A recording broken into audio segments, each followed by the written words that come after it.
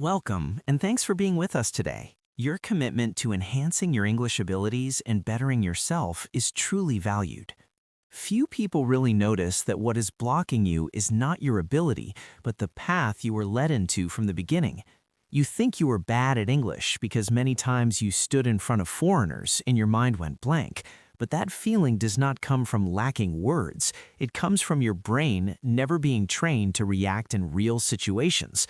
For a long time, you studied by writing, doing exercises, and memorizing. So when real communication happens, your brain cannot find familiar signals to activate speech. Repeating this experience can make you believe you have no talent, even though in truth, you only learned in the wrong direction from the start. In fact, the number of words has never been the real barrier. Just a few thousand common words are enough to understand most daily conversations, from asking for directions to casual chatting. That means your vocabulary may already be close to what you need, but it is lying still in passive memory. A word that only exists on paper is like a phone number you never dialed. It looks familiar but does not come out when needed. When a word appears in a vivid situation with images and feelings, your brain marks it as something to use. So fluent speakers are not the ones who know the most words, but the ones who turn familiar words into reflex. The reason you often pause is not the difficulty of words, but the way you stored them. When you write a word again and again, your brain remembers the shape but does not know how it works in real life.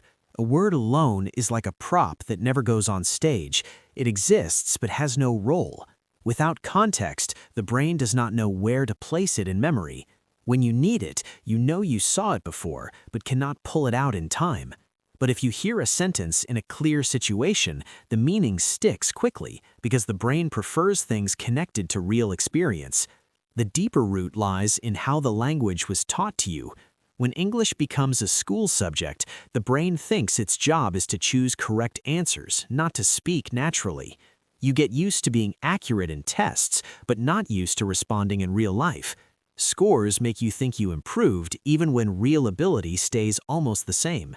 It is like someone practicing swimming moves on land. Everything looks right until they enter the water and cannot move. The brain always adapts to the goal it is given, so if the goal is tests, it becomes good at tests. A more effective way starts from how the brain naturally receives language. When you hear a sentence you can mostly understand and see the situation at the same time, the brain connects sound with meaning without translating. Children learn their first language like this. They don't analyze rules but still speak correctly because everything is tied to experience. When you watch simple content and guess the meaning even if you don't understand every word, learning is already happening quietly. The brain likes partial understanding because it creates interest. The more you meet understandable input, the more your language system grows naturally. The most important moment is when you understand before you notice you are understanding. When you see an action and hear words together, you catch the meaning without analysis. The brain links sound with image and stores it like a memory. Next time you hear it, the meaning appears instantly because it is tied to a real experience. This is the same way you understood your first language as a child. When a word is connected to experience, it is no longer something you must remember, but something that appears when needed. After some time learning like this, the difference becomes clear. The brain starts to understand directly instead of translating. Structures that repeat many times become familiar to your ears and mouth until you use them naturally. This is not memorizing, but getting used to rhythm. It is like saying a daily greeting without learning a formula. When the brain knows the rhythm of a language, it prefers fluency over analysis. At that point, you no longer feel that you are translating in your head. To turn understanding into real speaking skill, you need a steady practice rhythm. Start with content at your level, where you still understand the message thanks to images and situations. After watching, return to the new words you saw, and checking meaning will be easier because you already saw them in action. Then repeat them over time so the traces in your brain grow deeper. You are not learning from zero, but strengthening what you understood, so the process feels lighter. When these steps become habit, memory turns into reflex. The factor that decides progress is daily consistency. Studying a little but regularly gives the brain time to build connections. Studying many hours at once only creates a temporary feeling of speed. It is like exercise. A few minutes every day works better than one exhausting session and then stopping. Language also needs steady repetition to build neural paths. After enough exposure, sentences become so familiar that you understand them when hearing and say them without translating. Another important detail is how the content is presented. When sentences are simple and supported by clear images, the brain understands meaning before words. You can follow a video just from actions and expressions, even if you don't know all vocabulary.